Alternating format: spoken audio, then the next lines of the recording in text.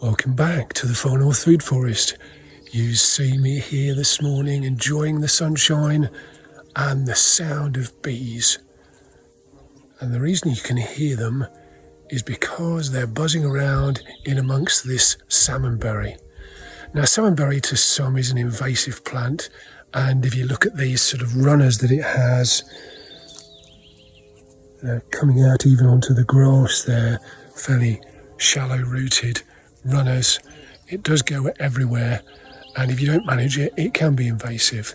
For us, because we're managing a food forest in maybe an acre and a half, it's okay for us. We're happy to manage it because it gives us so many benefits. It protects us from the wind.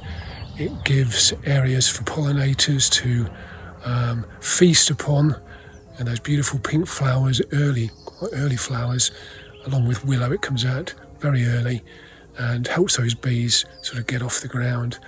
It gives hiding places, nesting places for birds here. And I say it gives us some wind protection as well.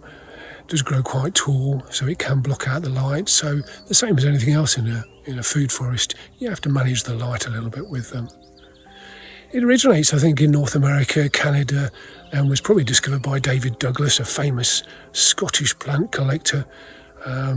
Back in his days, I think early 1820s through to 1850s, collecting it there for Kew Gardens, and obviously it went out into the world from there, particularly across the UK's country estates. And why? Well, possibly like rhododendrons, they used it for ground cover for birds that they used to like to hunt, and it would give them some coverage. Why do we use it?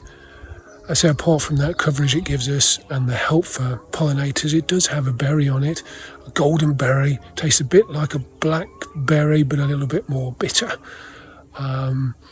It's better with fish, hence probably the name salmonberry was probably available to eat, that beautiful golden berry, when salmon were available. So you can eat it with fish as a sauce. You can make it into jam, but you have to add maybe currants to it to get that pectin that you need for it to set. But it's an invasive plant on Caithness soil is manageable, and so we keep it here. So that's salmonberry. Thanks for joining us once more on the Far North Food Forest.